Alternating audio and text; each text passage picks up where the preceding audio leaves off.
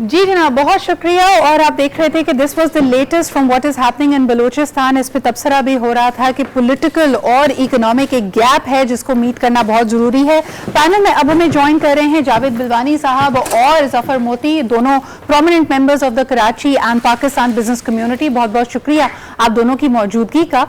लेकिन एक चीज जिसके ऊपर आप तवज्जो दिलाना चाहेंगे और इस पर बात करनी बहुत जरूरी है कि तमाम ही पॉलिटिकल पार्टीज यूथ को रिझाने की बात कर रही हैं, लेकिन पिल्ड एक्ट का हाल ही में जो इशू किया हुआ डेटा है वो किसी और तरफ निशानदेही कर रहा है। अगर 1988 से 2018 तक के इलेक्शंस को देखा जाए तो you will be surprised to know कि 13 परसेंटेज पॉइंट कम प्रेजेंस नजर आ रही है यूथ ऑफ पाकिस्तान की। इस वक्त भी कहा जाता है कि 18 से लेके 35 साल की उम्र में अगर देखा जाए तो that is a good 45% of the chunk of voters, लेकिन ऐसा लग रहा है कि they are missing from the context of choosing their destiny and the policies that they see fit.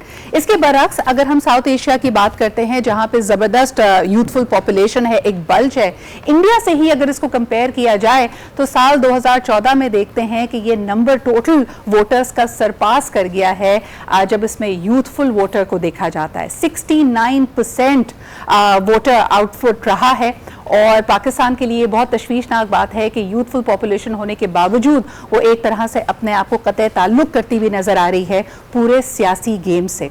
इस दफा तमाम जो पार्टीज दोबारा मैदान में उतरी हैं वो यूथ को अपनी तरफ रिझा रही हैं। यूथफुल डिविडेंड की अक्सर बात की जाती है। I want to bring this one to Ali Khizar. This voice is missing. अगर यूथ डिस्कनेक्ट हो जाती है पूरे सियासी और जमहूरी अमल से, इसका क्या खमियाजा भुगतेगी पाकिस्तान की मईशत? जी, पहले तो आपने बिल्कुल अच्छी बात की कि पाकिस्तान की यूथ चाहती क्या है। जो मेरी अंडरस्टैंडिंग है कि ये यूथ जो है, जैसे हम जब यूथ में थे 1990s में, उस वक्त रोमांसिज्म था एक हमारा कश्मीर के साथ और हमारा और चीज़ों के साथ। जब हमने न्यूक्लियर अटैक किए थे तो हम लोगों ने उस वक्त बड़ा पैशनेट होकर दिए थे। आज की यूथ बड़ी डिसफ्रेंचाइज्ड है इन सारी चीज़ों से। वो इकोनॉमिक प्रॉस्पेरिटी और सोशल अपलिफ्ट चाहती है। 1990 की दिहाई के बाद अगर देखें तो पाकिस्तान एक नीचे आ रहा है। इंडिया ऊपर गया है, बांग्लादेश ऊपर गया है, वियतनाम ऊपर गया है और बहुत सारे ममालिक जो पाकिस्तान जिनसे बेहतर था वो ऊपर चले गए हैं। पाकिस्तान इकोनॉमिकली सोशली नीचे आता जा रहा है। तो यूथ जो है वो एक इकोनॉमिक प्रॉस्पेरिटी चाहती है, वो एक सोशल अपलिफ्ट चाहती है और वो इस दकियानूसी जो सियासी अमल है जो हमारे मुल्क में एक फॉर्मूला पिछले 75 साल से जा रहा है उससे एक तब्दीली चाहती है। वो नए चेहरे चाहती है, वो नया सिलसिला चाहती है और उसमें जब उसे नजर नहीं आता तो वो बिल्कुल इस मुल्क को छोड़ के जाना चाहती है। और अच्छा, ये आपने बात बड़ी जबरदस्त की। सिर्फ साल 2023 के नंबर्स को देखते हैं, 8.5 lakh skilled and semi skilled people Pakistani जो हमारा असासा हैं मुल्क छोड़कर जा चुके हैं। On the other hand Bharat में हम रिवर्स माइग्रेशन के ट्रेंड्स देख रहे हैं। शाहीन साहबा, इस पर आपका कमेंट चाहूँगी। आप भी वक्त गुजारती हैं कनाडा में, एक वाइब्रेंट पाकिस्तानी कम्युनिटी मौजूद है और हमारे कई ओहदेदारान को लगता है ये कोई बहुत ज़्यादा परेशानी की बात नहीं है, जिसने मुल्क छोड़कर जाना है वो चला जाए। आपका इस पर क्या तज्जिया है? इससे पहले मैं इस पे करूँ, मैं आपको बताऊँ हमारे 2 वज़ीर आज़म गिलानी साहब और काकर साहब, दोनों से जब सवाल किया गया, आई थिंक बैनुल अक़वामी रिपोर्टर्स ने क्वेश्चन किया था कि आपके यूथ जाना चाह रहा है और दोनों ने कहा चले जाएं। इसके ऊपर बड़े वहाँ पे सवाल उठे कि how can any prime minister say and let it happen that your youth is migrating और wanted to leave your own country. तो ये एक ट्रेजेडी है हमारे यहाँ। हमें बहुत सोच समझ के अपने यूथ के बारे में बात करना चाहिए, ख़ास तौर से काफ़ी आला ओहदेदारों को। दूसरा ये कि यूथ हमारा क्यों निकलना चाहता है। आपको पता है इतने ओवरसीज़ पाकिस्तानीज़ हैं जो अच्छी पोजीशंस में वापस आना चाहते हैं और अपनी बिजनेसेस, अपने एंटरप्रेन्योरशिप, अपने बहुत से काम करना चाहते हैं। वो कहते हैं हम करना चाहते हैं लेकिन हम कर नहीं सकते क्योंकि वहाँ पे सही मौके हमें नहीं मिलते। उनके पास वन विंडो ऑपरेशन यहाँ नहीं है, उनके ऊपर फिर टैक्सेस आते हैं, फिर पॉलिटिकल जो दूसरी चीज़। आपकी बात से मुझे याद आ रहा है ईज ऑफ डूइंग बिजनेस। बहुत सारी रिपोर्ट्स आती हैं, पाकिस्तान रिफॉर्म्स कर रहा है जिसपे IMF और वर्ल्ड बैंक भी हमें सराहता है कि पाकिस्तान वो तमाम तर काविशें कोशिशें कर रहा है जहाँ पे कारोबार करने का जो माहौल है वो साजगार हो। यूथ एंटरप्रेन्योरशिप की बात नवाज शरीफ साहब ने भी अपने दौर में की जब वो यूथ लोन बिजनेस प्रोग्राम की बात करते हैं। फिर इसी तरह IK और PTI के दौर में भी हमने देखा कि इस तरह के मुख्तलिफ पॉलिसीज़ को और प्रोग्राम्स को इंट्रोड्यूस किया गया। लेकिन इसके बावजूद इस वक्त की रियलिटी ये है कि जो पाकिस्तानी रुपया है वो बहुत ज़्यादा वीक है, फ्लाइट ऑफ कैपिटल हो रही है, रिमिटेंसेस आपकी ड्राई अप कर रही हैं, ईज ऑफ डूइंग बिजनेस वाकई पाकिस्तान में है भी या नहीं? जफर साहब।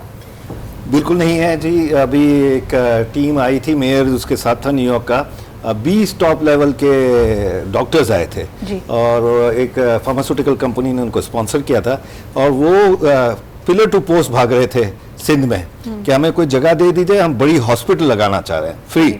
वो बड़े डॉक्टर्स हैं और न्यूयॉर्क के डॉक्टर्स हैं, तो आप समझ लें हाउ मच मनी दे है।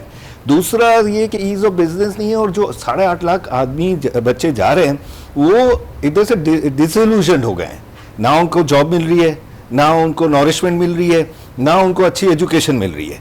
तो 8.5 लाख है तो ब्रेन ड्रेन, लेकिन ये ब्रेन ड्रेन आपकी जो दूसरा सेंटेंस था कि यहाँ पर इनकमिंग रेमिटेंस ड्राई अप हो रही है, ये उसको इंक्रीज करने में काम आएंगे, क्योंकि ये वहाँ जाकर जॉब करेंगे, ये वहाँ जाकर एक अपने फुलफिलमेंट करेंगे, अपने स्किल का फायदा उठाएंगे। तो यहाँ उसका फायदा ही मुझे बताएं कि जो बिजनेस कम्युनिटी होती है उसको तो रेन मेकर कहा जाता है, उसका बड़ा असर और रसूख होता है किसी भी मुल्क की हुकूमत बनाने में। आपकी अपनी एक एडवोकेसी है, लॉबिंग है, पॉलिसी का माहौल क्या होना चाहिए, रिकमेंडेशंस आप लोग देते हैं। किस हुकूमत को आपने सबसे ज्यादा ओपन पाया तजावीज़ की तरफ, और किससे सबसे ज्यादा उम्मीद है आपको?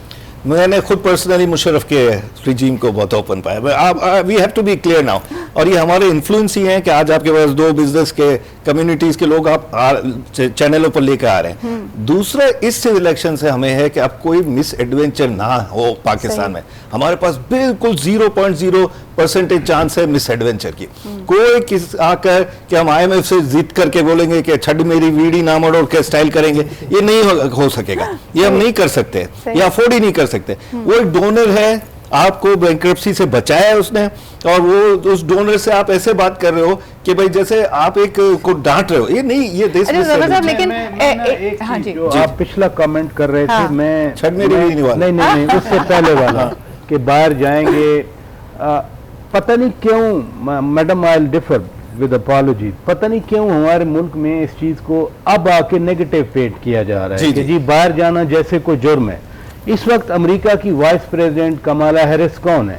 इंडियन ओरिजिन की हैं। स्टेट डिपार्टमेंट के डिप्टी नासा देख लें आप, वो कौन है? वो इंडियन ओरिजिन के हैं। इंडिया ने बाकायदा अपनी मैन पावर को प्रमोट करके, एक्सपोर्ट करके की पोजीशन, फिजी के एक दफा prime minister Indian origin, Mauritius के प्राइम मिनिस्टर इंडियन ओरिजिन के थे। हम अचानक अभी जब पीटीआई की गवर्नमेंट थी उस वक्त कहते थे कि ओहो इतने सारे पैसे आ रहे हैं, हमारी जो ओवरसीज कम्युनिटी है वो बड़े पैसे भेज रही है। अब अगर ओवरसीज गई है 8.5 लाख फिगर को वेलकम करना चाहिए कि जाकर वहां कंट्रीब्यूट करेंगे। एक तो पाकिस्तान का मसलन यूनाइटेड स्टेट्स में आप सब जानते हैं कि एक क्रेडिट दिया जाता है कि this is the nation of doctors, और पाकिस्तानी डॉक्टर्स को बड़े जो कांग्रेसमैन वो पाकिस्तानी डॉक्टर्स के पास जाना प्रेफर करते हैं। एक पॉजिटिव चीज को भी एक टेंडेंसी बन गई कि हमने एक रेटरिक आ गया पॉलिटिकल, हमने उसको नेगेटिव बना दिया। आप इस फिनोमेनन को कैसे देखते हैं? यही है ना, एक सेकंड थोड़ा सा मैं दखल दे दूं इसमें, माफ कीजिएगा आपने सवाल उधर किया। राजा साहब, मसला 2 चीज़ों का है। एक है मेरिट, हमारे यहाँ जो काबिल यूथ है उसको मेरिट के बेसिस पे नौकरी नहीं मिलती, जॉब्स नहीं मिलती, अपॉर्चुनिटीज़ नहीं मिलती, सिफारिशी के बेसिस पे बहुत ज़्यादा मिलती है। दूसरा, जो हमारा इस वक्त एक्सपोर्ट हो रहे हैं या जो जा रहे हैं, देखें आपके अपने अस्पतालों में कॉम्पिटेंट नर्सेज अगर नहीं है, पंजाब से बहुत आपके नर्सेज एंड मेडिकल स्टाफ बाहर गया है, माना कि बहुत अच्छी बात है, लेकिन पीछे दूसरी खेप तैयार हो। अगर आपके अपने मुल्क में वो नहीं है तो आप मुझे बताएं, आप नहीं, हमारे पास फर्ज किया नर्सेज डॉक्टर, हमारे पास तो डॉक्टर सरप्लस हैं। नहीं है, हमारी जो हेल्थ की रिक्वायरमेंट है sir, I will tell you, हमने एक सर्वे कंडक्ट किया था of a leading private medical university teaching hospital over here. Since its inception 40 साल इनको बने हुए हो गए हैं, 98% of the graduates don't practice in Pakistan. So the gap that we create is कि कराची से पढ़ा हुआ medical doctor, case of missing doctors हमने पहले ही कहा 70% खवातीन होती हैं, उनको बहू बना देते हैं, डॉक्टर बहू मिल जाती है, उसको प्रैक्टिस नहीं करने देते, बचे कुछ लोग बाहर चले जाते हैं। बड़े शहरों में प्रैक्टिस करने से के लिए छोटे शहरों से बने हुए डॉक्टर आते हैं, और छोटे शहरों में you don't have a doctor. That means 70% जो रिसोर्स है हम उसको तो फिर मिस यूज कर रहे हैं, फिर हम क्यों इस चीज को डिस्करेज करते हैं? मैं एक चीज आपको कहूं कि ये फिनोमेना जो शुरू किया था भुट्टो के खिलाफ बहुत चीजें हुई, उसने क्या क्या किया और क्या क्या नहीं, लेकिन जो इमिग्रेंट भेजे, लेबर भेजी मिडिल ईस्ट, अरे भाई उस टाइम वो एक छड़ करके कंट्री था, है भी कि नहीं मुझे नहीं पता, CHAD उधर तक पाकिस्तानी पहुंचा होता। आज आप देखो कि अपना शुजात साहब जब थे, चौधरी शुजात, तो स्पेन में कितना पाकिस्तानी गया है और वो क्या काम कर रहा है वो भी आप देखिए। अच्छा जफर साहब, जावेद साहब के पास क्वेश्चन लाना चाहूंगी। मुझे ये बताइए कि पाकिस्तान के सामने खास तौर पे इक्तिसादी तौर पे हमेशा जो सिचुएशन होती है out of the pan into the fire, यानी बिटवीन द डेविल्स हमने चूज करना होता है which is a lesser evil. मुझे ये बताइए कि हम ही पाए जाते हैं यहाँ पे अमेरिका की तरफ देखने के लिए कि आप उनसे रवाबित बढ़ाइए, उसको इक्तिसादी तौर पर इन्वेस्टमेंट के तौर पर डीपन कीजिए, लेकिन दूसरी तरफ जब हम चाइना की तरफ देखते हैं that balancing act has caused a lot of skirmishes in Pakistan. आने वाली हुकूमत किससे दूरी बनाएगी और किसकी तरफ झुकाव ज़्यादा हो सकता है, चाइना की तरफ या अमेरिका की तरफ? बिस्मिल्लाहिर्रहमानिर्रहीम। हमारे मुल्क की सबसे बड़ी ख़राबी यही है कि हम दूसरों की तरफ देखते हैं, अपनों की तरफ नहीं देखते। जिस दिन हम अपने की तरफ देखेंगे ना तो हम सही हो जाएंगे और ये मुल्क सही होगा। जैसे कि अभी पराचा साहब ने बोला कि ओवरसीज़ जाना चाहिए, मैं तो इसके बहुत अगेंस्ट हूँ कि मैं अपने बच्चों को अपनी फैक्ट्री के अंदर नहीं लगाऊं और बाहर नौकरी के लिए भेजूं। कभी भी नहीं हो सकता। हमारे बड़े हमेशा ये कहते थे कि छोटा काम करो, अपना काम करो। सही। आप दूसरों की तरफ देखने की वजह से ये मुल्क कभी तरक्की नहीं करेगा। दूसरी जो इलेक्शन का मामला है, आप देखें सिंगापुर के अंदर अगर आप वोट नहीं डालें तो आपको फाइन है, $50 फी लगाती और आपको सेकंड ग्रेड सिटीजनशिप हो जाती है आपकी। आप दोबारा वोट नहीं दे सकते अगर आप उसकी जस्टिफिकेशन ना दें कि भाई मैं हॉस्पिटलाइज था, कि मैं मुल्क से बाहर था किसी ज़रूरी काम से। तीसरी बात ये कि जब तक हमारे मुल्क के अंदर 90% या 95% लोग इलेक्शन में वोट नहीं डालेंगे तो ये मुल्क सही ट्रैक पे नहीं आएगा। यूथ तो नहीं डालना चाहती, यूथ डालेगी। यूथ क्यों नहीं डाल रही? आप मुझे बताएं, मेरी आज इस्लामाबाद में 3 मिनिस्ट्री में बात हुई है और उनसे मैंने पूछा आप वोट डालोगे? बोला हमारी छुट्टी नहीं है। मैं तो सिंध में रहता हूँ, एक बोल रहा है, एक बोल रहा है मैं लाहौर में रहता हूँ। आप मुझे बताएं इस्लामाबाद में कितने एम्प्लॉइज होंगे और कितने पढ़े लिखे लोग होंगे, वो वोट नहीं डालेंगे। अब अजीब निज़ाम है। आज ये ई वोटिंग होती तो सारे लोग वोट डालते। ये भी एक भी वोट जाया नहीं, 1 मिनट कंप्लीट करने दें, एक भी वोट जाया नहीं होता ई वोटिंग में। अच्छा, और पेपरलेस होती है, लेकिन आपके पैसे भी नहीं लगते। ई वोटिंग RTS अपने आप में कंट्रोवर्शियल है। सिंगापुर की एग्जांपल दी। सिंगापुर छोटा सा एक मुल्क है, उसके वोटर को यकीन है कि मैं जिधर वोट डालूंगा उसी के खाते में गिना जाएगा। क्या हमारे यहाँ जितने भी इलेक्शन हुए, मुझे 70 का नहीं पता कैसा इलेक्शन था, कैसा था नहीं था, 77 का मुझे इलेक्शन का इल्म नहीं है, लेकिन सब्सिक्वेंट जो इलेक्शन हुए हर इलेक्शन के हवाले से कंट्रोवर्सी पैदा हुई।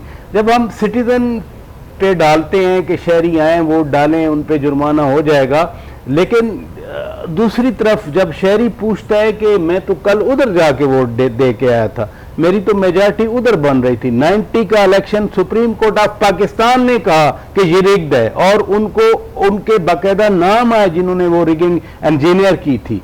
जब इस कल्चर में हम रहते हैं, हम ठीक है एग्जांपल दें बाहर वालों की, बाकियों की, लेकिन जिस इन्वायरमेंट में रहते हैं उस इन्वायरमेंट में सलीम शेख साहब को भी इन्वॉल्व करें, लेकिन आपको बताते चले 22 ऐसे ममालिक है जहां पे वोटिंग कंपल्सरी है। ज्यादातर इसमें साउथ अमेरिका की ममालिक शामिल हैं, ऑस्ट्रेलिया में भी कंपल्शन है, लेकिन शौकत साहब की भी बात बजा है कि वहां पे बहुत सारे और एलिमेंट्स हैं जो इसको फेयर, फ्री और ट्रांसपेरेंट बनाते हैं, जो कि सहूलत देता है इस पूरे अमल को कंपल्सरी करने के लिए। हम अनफॉर्चुनेटली पोलियो इरेडिकेशन मुहिम को भी आगे लेके चलते तो उसमें भी इतनी कदगन है, तो कंपल्सरी करना चीजों को हमारे लिए इतना आसान नहीं होगा। सलीम शेख साहब मौजूद हैं, शौकत साहब कोई सवाल करना चाहेंगे इनसे आप? शेख साहब, अनफॉर्चुनेट वाकयात तो इधर बलूचिस्तान में हो गए, लेकिन चूंकि पंजाब इन फोकस है, कल नून लीग ने अपना आखिरी जलसा किया, बड़ा जलसा था, बड़ी लीडरशिप आ गई, तो ये बताइए जो इम्पैक्ट पड़ता है, रिपल इम्पैक्ट पड़ता है, कहीं कुछ हो जाए, ग्लोबलाइज्ड विलेज है, ग्लोबलाइज्ड विलेज में हम तो एक कंट्री में रह रहे हैं, तो क्या फीलिंग पाई जा रही है? जो कुछ आज बलूचिस्तान में हुआ है?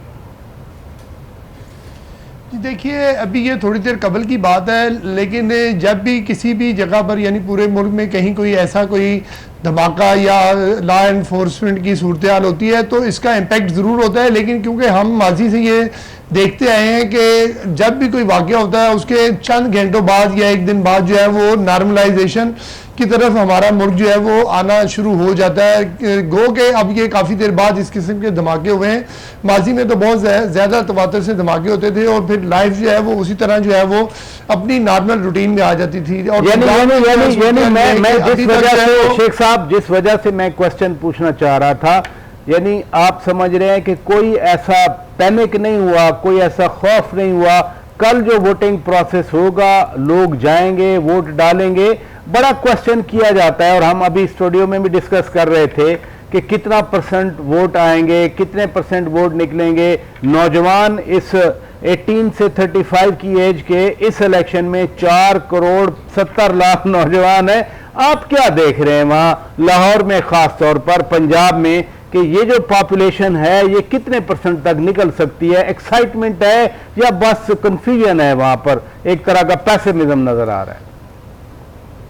देखिए, कन्फ्यूजन तो है लेकिन एक्साइटमेंट भी होती है कि जो पहली बार वोट डाल रहा होता है ना, उसके लिए जाहिर बात है वो होता है कि उसने वोट को कास्ट करना है और वो ये समझता है कि इसको जो है वो जाए और जाकर जो है अपना हक के राय दही इस्तेमाल करे। और जो सिक्योरिटी के हवाले से आपने बात की थी, मैं उसी तरफ जा रहा था कि सिक्योरिटी के हालात जो हैं अभी यहाँ पर जो है वो नॉर्मल हैं और पंजाब हुकूमत की तरफ से जो है वो सिक्योरिटी भी सख्त करने के हदायत भी जारी किए गए हैं और इकदाम भी किए गए हैं। और मैं आपको बता दूं कि 20,000 से ज़ायद जो है वो पुलिस एहलकार जो है वो सिक्योरिटी पर तैनात किए जाएंगे, जबकि 10,000 जो है रेंजर्स और फौज भी तैनात की जाएगी और 5500 जो इंतहाई एहसास जो है वो पोलिंग स्टेशन है पंजाब में। और इसी तरह अगर आप देखें कि 32,000 जो सीसीटीवी कैमरे जो हैं वो लगाए गए हैं, जिसको जो है सेफ सिटी से के साथ अटैच किया गया है। और सेफ सिटी का जो है एक सेंटर जो है वो जी सलीम साहब, ये हमने सेफ सिटी से रिलेटेड और कैमरास के हवाले से कल भी बात की थी। एक ब्रेक की तरफ हमें बढ़ना है,